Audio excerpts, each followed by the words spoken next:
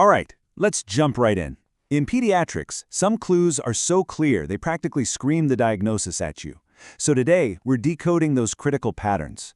This is going to be a high-yield, rapid-fire review of the connections you absolutely have to know, whether you're studying for an exam or you're right there on the hospital floor. Let's do this. So I'll start you off with a puzzle. What on earth do a barking cough, a bright red strawberry tongue, and a weird little olive-shaped mass in the belly have in common? I mean, they sound completely unrelated, right? But recognizing how they connect can literally change everything for a kid.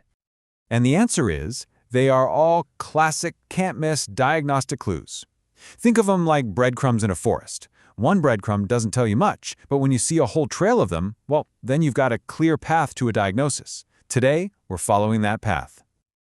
First up, let's talk about the lungs. When a child is having trouble breathing, every little sound, every sign, it all matters. We're going to decode two of the most unique presentations you're ever going to see. Okay, let's start with a condition that has a sound that once you hear it, you will never, ever forget it. We're talking about croup. It's a viral infection, and what it does is cause the airway right below the vocal cords to get all swollen and inflamed, creating this really tight, narrow little tunnel for air to get through. So, the classic sign of croup is that infamous seal-like barking cough. It's often paired with this high-pitched sound when they breathe in, called stridor, and it almost always gets worse at night. But here's the absolute key takeaway. If you hear that stridor while the child is just sitting there, resting, that's a huge red flag. It means severe airway obstruction, and you need to act fast. Okay, next up is cystic fibrosis. Now, this isn't an infection, it's a genetic condition. The whole problem boils down to a faulty gene that messes up how chloride moves in and out of cells. And the result of that tiny defect? The body produces this incredibly thick, sticky mucus that just gums up the works everywhere. And that super thick mucus causes a traffic jam everywhere. In the GI tract, it clogs up the pancreatic ducts, which means fats don't get digested properly. That leads to the classic sign of steatorrhea. These really fatty, foul-smelling stools. And that same chloride issue means salt gets trapped in sweat, which is why kids with CF have salty-tasting skin. So the priority action is a no-brainer. You have to give pancreatic enzymes with every single meal and snack to help them absorb nutrients. All right, let's switch gears and move to the cardiovascular system. Here, the patterns we're looking for kind of fall into two big buckets. Things you can hear, like heart murmurs, and things you can see, like signs of major inflammation. You know, hearing heart murmur just means there's some turbulent blood flow. But how it sounds, that's what can tell you exactly where the problem is. So let's do a little side-by-side and listen in on two of the most common congenital heart defects. On the left, we've got a ventricular septal defect, a VSD. It's just a hole between the two lower chambers of the heart. The sound it makes is really loud and harsh. Now, on the right, you have a patent ductus arteriosus, or PDA. That's a little blood vessel from fetal life that just forgot to close after birth. And its sound, totally different. It's this continuous humming noise, almost like a washing machine. So, two very distinct sounds for two very different problems. Now for a different kind of heart issue, one that's all about a blockage. Coarctation of the aorta is just a fancy way of saying there's a narrowing in the body's main artery, the aorta. I want you to picture pinching a garden hose. It creates this major bottleneck for blood trying to get to the rest of the body. And this garden hose problem creates what I like to call the pressure paradox. Think about it. All the pressure builds up before the pinch point. That leads to high blood pressure and really strong bounding pulses in the arms. But then everything after the pinch point gets barely any flow. So you end up with low blood pressure and super weak or maybe even absent pulses in the legs.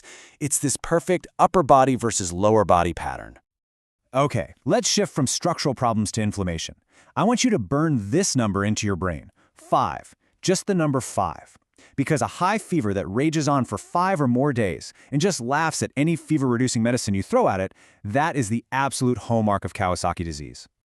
So that unstoppable fever is your first huge clue. But then other signs start to pop up. A bright red strawberry tongue, red eyes with no gunk or drainage, and then the skin starts peeling off their hands and feet. This is a serious inflammation of the blood vessels, and you have to act fast. The priority is getting IV immunoglobulin and aspirin into them to cool everything down and prevent the most dangerous complication of all, aneurysms in the coronary arteries. Moving right along, let's knock out a few rapid-fire red flags from the endocrine and GI systems. These are some more of those classic patterns that you just have to recognize in a heartbeat. First, type 1 diabetes. At its core, this is an autoimmune thing where the body's own immune system gets confused and attacks and destroys the cells in the pancreas that make insulin. And without insulin, sugar just can't get into the cells to be used for energy. And that whole situation leads to one of the most famous patterns in medicine, the 3 Ps. First, polyuria. The body tries to get rid of all that extra sugar in the blood by peeing it out. All that peeing leads to polydipsia, which is just intense thirst. And finally, because the cells are literally starving for fuel, the brain gets signals for intense hunger, or polyphagia. The 3 Ps are your classic alarm bell for new-onset diabetes. All right, now for a GI problem that is purely mechanical, a plumbing issue. In hypertrophic pyloric stenosis, the muscle that acts like a valve at the end of the stomach gets super thick and overgrown, creating a physical blockage. No food can get past it to move into the small intestine. So if the exit is blocked, where's the food going to go? Yep, back up, and with a ton of force. The classic sign is non-bilious projectile vomiting. Non-bilious just means there's no bile in it, because it never made it past the stomach. And here's the cool part. On a physical exam, you can sometimes feel the problem. A small, hard, olive-shaped mass in the abdomen. That's actually the thickened muscle itself.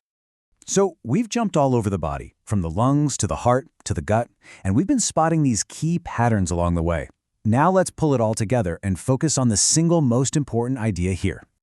And really, this is what it all comes down to. These classic signs, that barking cough, the machinery murmur, the 3 Ps, they aren't just random facts you memorize for a test, they are vital clues in a puzzle. Learning to see these patterns is like learning to speak a whole new language, one that lets you figure out what's going on quickly and accurately. So I'll leave you with one final challenge, one last pattern to recognize. You've got a kid who just had their tonsils out, and you notice they're swallowing over and over and over again. It seems like such a small thing, right? But that one subtle pattern points directly to a major, life-threatening complication. What is it? Think about it. Thanks for tuning in.